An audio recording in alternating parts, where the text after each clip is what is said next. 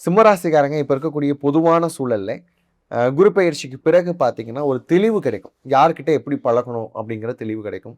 இதுநாள் வரைக்கும் நிழல கூட நம்ப முடியாத ஒரு சூழல்ல இருந்தாங்க. இருட்டுல பார்த்தீங்க அப்படின்னா, நம்மளுடைய நிழலும் கூட நம்ம கூட வராது அப்படிங்கிற மாதிரி, அவங்களால யாரையுமே வந்து ஒரு ட்ரஸ்டிங் அப்படிங்கிற விஷயத்துக்குள்ள வைக்க முடியல. ஏன் அப்படின்னா, நல்லா நம்புன நண்பனே வந்துட்டு ஏமாத்திட்டு போனதெல்லாம் வந்து சிம்மத்துக்கு நடந்தது. இன்னொன்னு வந்து பார்த்தீங்கன்னா, சிம்மத்துக்கு ஏமாற்றத்தை தாங்கிக் கொள்ளக்கூடிய அந்த பக்குவம் அப்படிங்கிறது கொஞ்சம் குறைவு தான். ஏன்னா, இவங்க எந்த அளவுக்கு டாமினேட்டரா இருக்கிறாங்களோ, உள்ள வந்து பார்த்தீங்கன்னா, ஒரு இன்னர் சைல்ட்னஸ் வந்து இருக்கும். அந்த இன்னர் சைல்ட்னஸ நெறைய பேர் சேர்ந்து சிதைச்சுட்டு போயிட்டாங்க இது நாள் வரைக்கும்.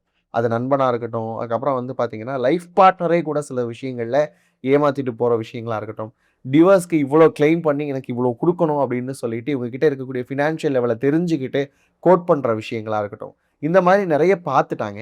இனி வந்து என்ன பண்ணுவாங்க அப்படின்னா, யார நம்பணும் அப்படின்றதுல மட்டும் ரொம்ப கவனமா இருக்கணும். நான் சொல்றது யாரையும் நம்பாத அப்படிங்கிற டெர்ம்க்குலாம் நான் சொல்ல விரும்பல. யார நம்பணுங்கிறதுல மட்டும் கவனமா இருந்துக்கோங்க. ஆ அது மட்டும் இல்லாம, நீங்க இறை வழிபாடு அப்படிங்கிற விஷயம். இந்த இயற்கை, இறை இதன் மீதான நம்பிக்கைய அதிகப்படுத்திக்கிட்டீங்க அப்படின்னு சொன்னா, உங்களுக்கு வரக்கூடிய ஆபத்துக்கள், வரக்கூடிய அவப்பெயர்கள்ல இருந்து தப்பிக்கிறதுக்கான வாய்ப்புகள் அதிகமா இருக்கு.